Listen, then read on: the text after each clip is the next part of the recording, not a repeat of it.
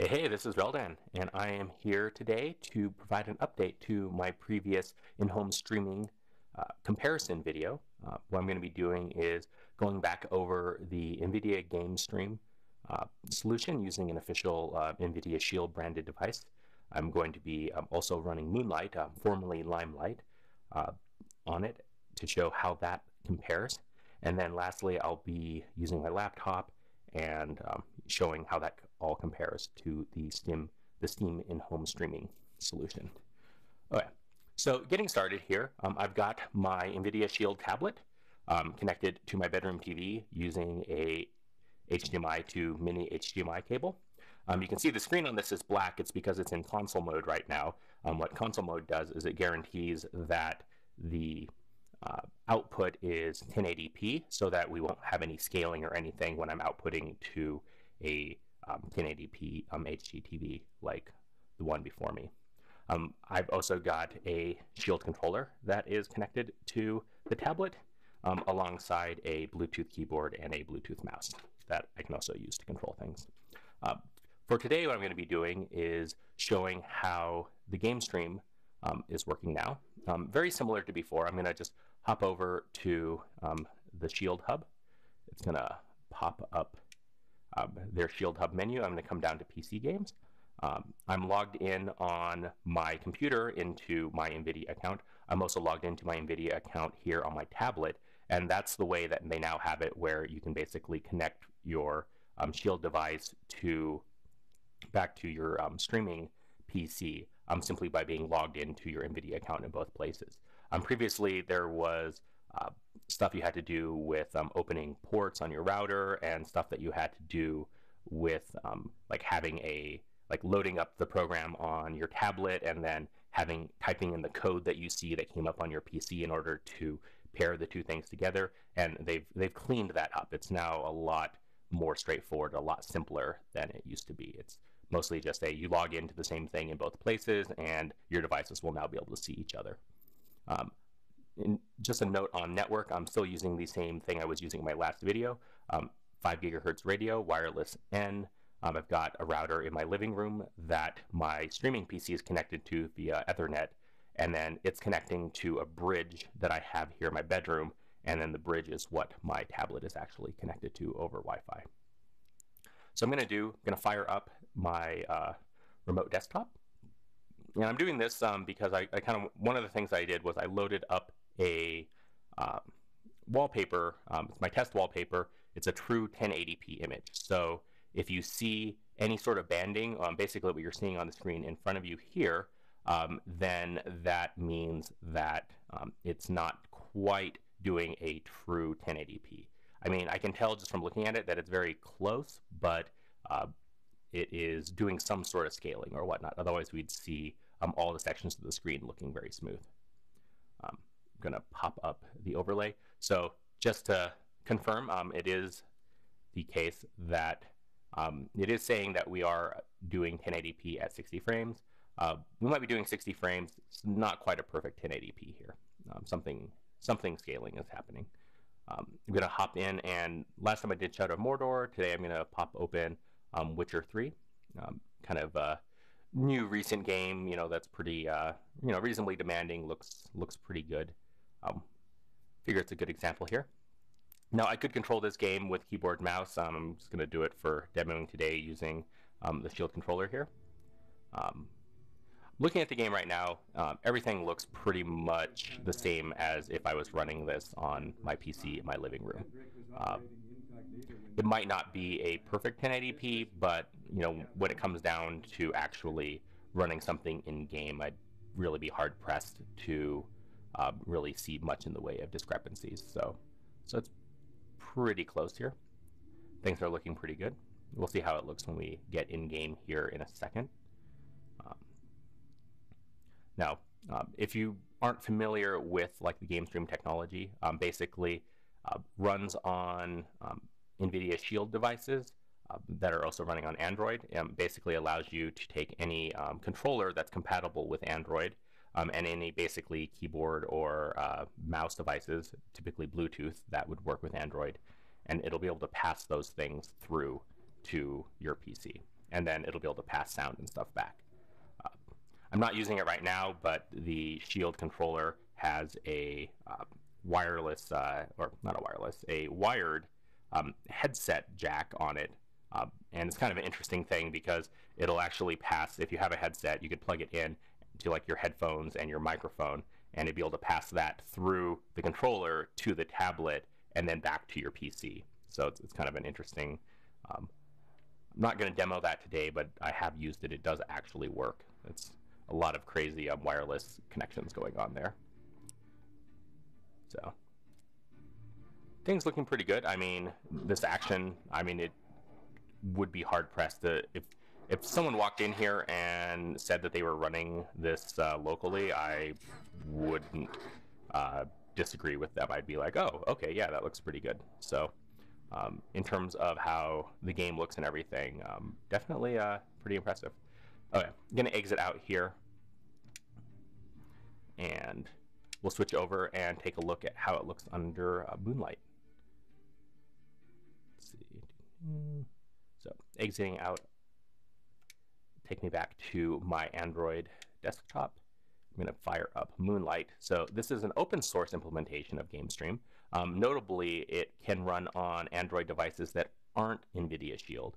It does have one slight limitation in that Nvidia Shield devices, since they kind of have GameStream in mind, were designed, basically, Nvidia's software for this can take a Bluetooth mouse input, and it can basically pass it straight through. If you're using Moonlight, then you can't. It can do that too, except that you have to be running it on a rooted device. Unfortunately, I have my tablet rooted here, so I can do that. But if you were planning on using this and you wanted to be able to like use this also as a remote desktop, or use this to play like mouse and keyboard games, then you'd want to consider doing making sure that you were rooted if you were planning on using Moonlight.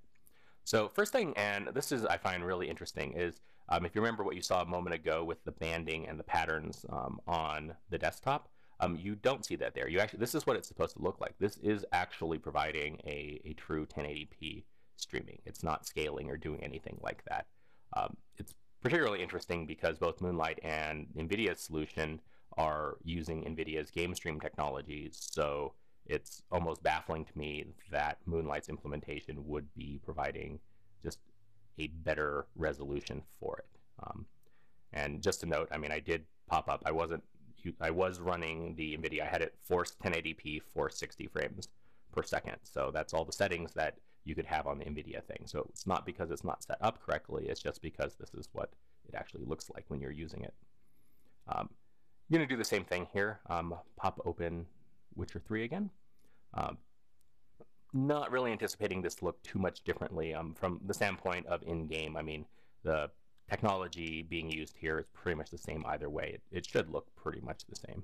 And I mean, for all intents and purposes, this does pretty much look the way that it did before. Again, even if the Nvidia solution is doing some sort of scaling or some minor scaling, it's not for the most part enough that it's noticeable when you're actually playing a game or something. It's something that's more noticeable if you're, say, bringing up a 1080p image pattern specifically designed to look for discrepancies. So, should be up here in a second. We'll take a look around. Again, this is looking pretty much the same as was before. Let's go.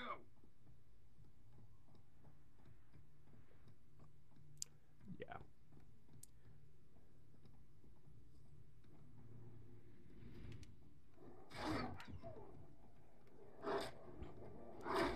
Yeah, I mean, certainly playable.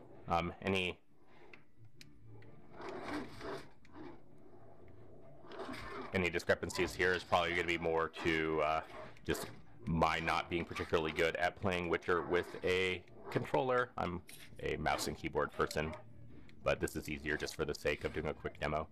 Okay. So yeah, pretty much still good, still playable.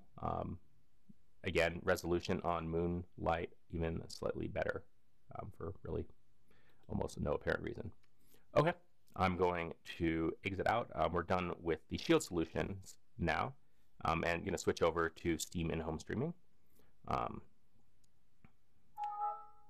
Hopping into my laptop, and I'm going to switch this over to a different source on here where I have it connected. Okay, so right now this is just my laptop. I'm going to be using the InHome Streaming. Let's take a look here. Need to reconnect here really quick. It should pop up here once Steam connects to the network. Yep, InHome Streaming connected. Witcher 3. So one thing I'm going to show really quick is so Steam doesn't quite make desktop streaming quite as easy. I did find a program that somebody was nice enough to have written that if you run it as your streaming program, basically using like the add a non-Steam game, it will kind of trick InHome Streaming to basically stream your desktop. And you can see, interestingly, InHome Streaming does actually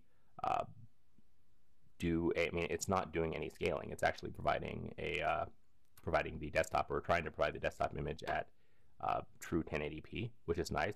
However, looking down in the bottom left-hand corner, right now the streaming that I'm getting is actually not giving me 60 frames. It's actually down, only giving me 30 frames right now. Hopefully we'll see how that goes in game itself. Okay, gonna hop down here and do Witcher 3 through Steam InHome Streaming, and we'll see how this goes. Now, one thing to note, on the previous video when I did this, like I noted that the InHome Streaming at that point in time was like there really wasn't a comparison for that to the Nvidia solution. I mean, the frame rate and just the amount of artifacting was pretty much terrible. It was things that you didn't see in the Nvidia side of things that were blatantly noticeable. Let's see. Okay, so over laptop. So just looking at things, I mean, this is actually looking it's actually looking really good. I'm looking down the frame rate right now. It's giving me 51-ish frames. I'm not quite the 60 that I was getting on Nvidia, but I'm still not too shabby. Let's actually hop in game and we'll see how this goes.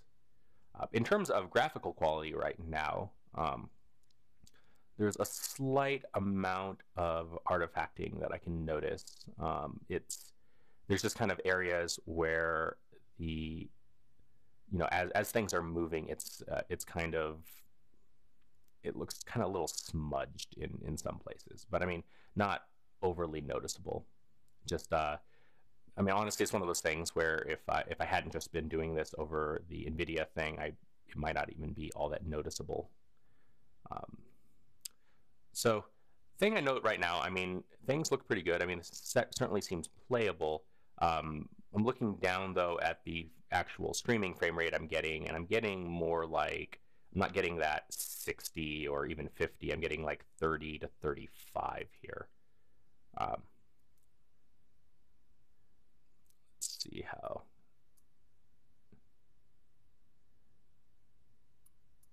So, I mean, that's unfortunate. I mean, it's one of those things where I'm curious, like, if I mean, whereas even with like game stream, I'm able to get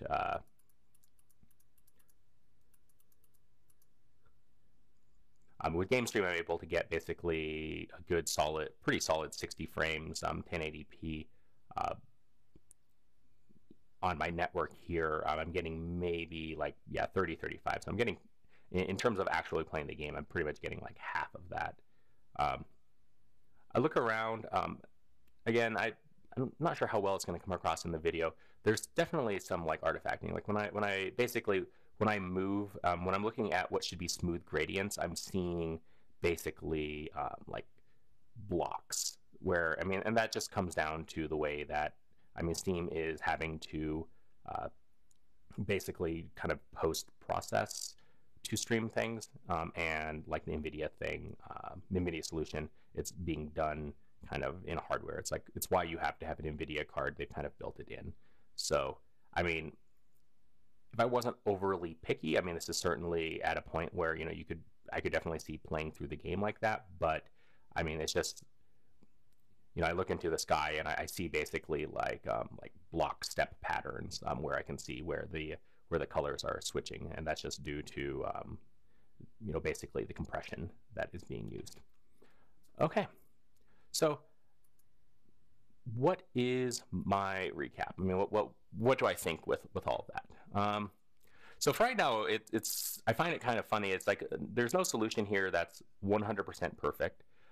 If you want to use Game Stream, then you're going to get, you know, really good quality. It's going to, you know, you'll be able to get actual like pretty close to 1080p at 60 frames. But you're going to also have to have a Nvidia Shield device, and those, like the cheapest one that you could get that would do this would be a Shield TV, and that's still going to run you like $200. If you want to use Moonlight, I mean, that's actually a pretty impressive solution. You could really run that on any Android device, and it pretty much works as good or better than even Nvidia's own solution. I mean, that's surprising. I mean, major props to the guys behind that, but you know, they put something really impressive together. However, when I look at their solution, really their biggest the biggest hamper on it is that, I mean, if I'm going to be streaming PC games, I do want to be using my mouse and keyboard, and the fact that you do have to have root on your device in order to get the mouse to work properly is going to be a stumbling block for some people. However, in terms of quality, I would actually rate them as being the best of the solutions that I've used. Steam in-home streaming. I mean, this is kind of nice in that, you know, if you have Steam, you pretty much already have it. You can use it. However, if you're trying to, I'm curious to see, and I might try to do a test at some point to see, you know, if it works substantially better if I had it streaming from, like, you know, over a completely wired network. So connect my laptop to my router through Ethernet.